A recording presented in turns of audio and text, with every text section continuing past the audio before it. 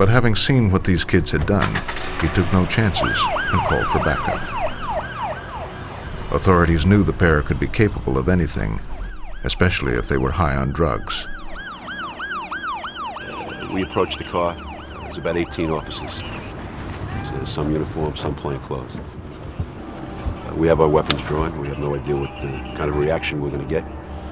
We open the doors. They're sound asleep. Out of the window!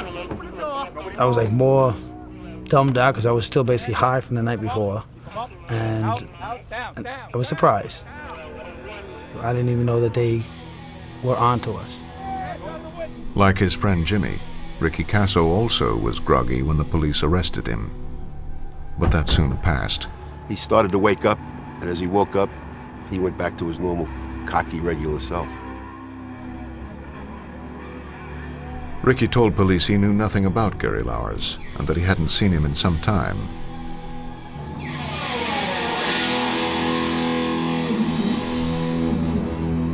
He and Jimmy were taken to the station where they gave their statements. This time, Ricky confessed.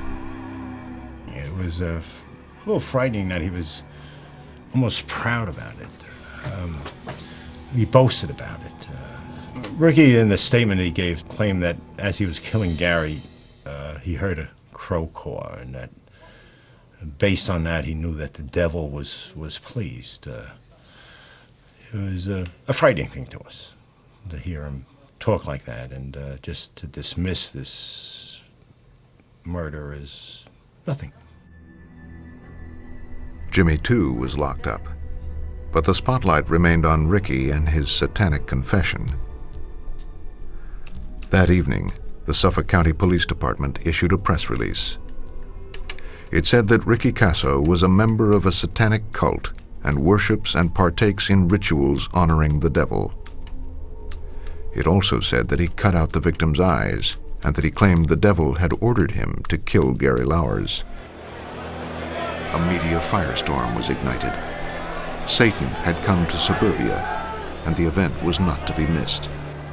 News of the murder spread around the world. His eyes were cut out in what county police say was a satanic, ritualistic... Allegations about a devil-worshipping cult of Victim had been teenagers. stabbed repeatedly, and his eyes One of the gouged out. suspects, 17-year-old Ritual Richard. murder. Police are searching for more cult members.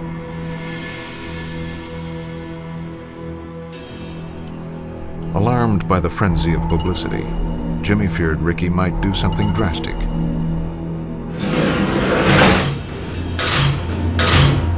He seen himself on the news that night, and everyone in the gallery knew he was arrested for Satanism. I guess it made him a little more scared, because he didn't know what people would think in prison. The victim's father spoke out, trying to distance his son from Satanists like Ricky. My son was not involved in any drugs, and he was fearful of this kid, Ricky Kasso, because he had been acquainted with him maybe at a previous occasion from school and apparently also after school.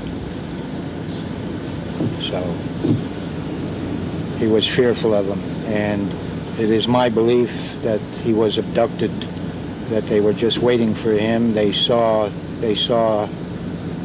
my son as their victim that they needed, and abducted him somehow or other. The pressure was on.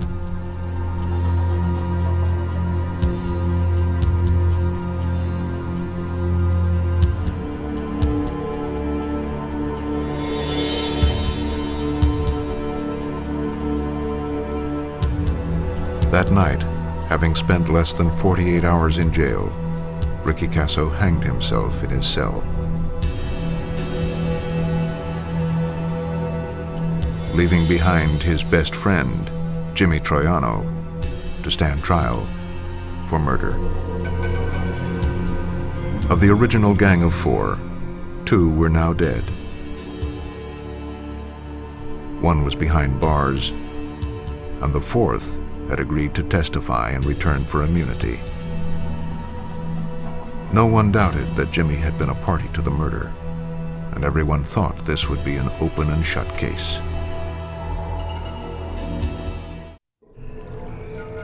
Northport, New York was a quaint little town with a terrible secret. The brutal murder stripped bare its peaceful facade. Now, 2 of its children were dead, one by his own hand, another at the hands of his friends. That left 2 people to tell what happened in the woods that night. Jimmy Troiano and Albert Quinones, the 4th youth present during the killing that night. Quinones was granted immunity in exchange for his testimony. That left Jimmy Troiano as the sole defendant in a criminal trial facing a charge of murder. As the trial began, prosecutors prepared for what seemed like an open and shut case. I was fully confident that we would get a conviction because I knew that I had a signed statement of the defendant confessing, as well as an eyewitness that was present at the crime scene and would point to Mr. Troiano as a participant in the murder. But the prosecution's confidence was a bit premature. Jimmy's attorney, Eric Nyberg, was famous for his successful defense in hundreds of criminal trials. Despite the overwhelming odds, he had a plan. When I first met Jimmy Troiano, I sat down with him, obviously, and discussed the facts of the case, and he gave me a very strong and believable story. When I arranged a second meeting with Jimmy, I sat down, and he gave me a very strong and believable story. Of course, it had nothing to do with the first story. He did this again a 3rd time. I then decided I was going to take him back to the scene of the crime, and when we were standing there, he was taking me through it, and this was a 4th and very believable story. And I turned to him and I said, "Jimmy, this is the 4th story you've given me. It's totally different than the others." And he turned to me and he said, "Mr. Nyberg, when the trees are melting and the stars are racing across the sky, it's very hard to remember what happened." And it was at that moment that I realized how I was going to defend this case. While Nyberg sat back and built his defense, the prosecution introduced its secret weapon, Albert Quinones. He was the only one that was available to the prosecution that we were aware of that was actually present during the attack and during the murder itself. Quinones was no saint himself, and the police knew him well, but he was the prosecution's star eyewitness. Problem was, he was the prosecution's only eyewitness. In his initial statement to police, Quinones told prosecutors that Jimmy held Gary down while Ricky repeatedly plunged the knife into him. Forensic lab analysis also seemed to support this sequence of events. Something like 22 stabbing or cutting type wounds going up and down the back. The skull injuries were in the facial area. Something like 7 or 8 wounds there. One was a little lower down just above the upper teeth, but mostly they were in the region of the left eye.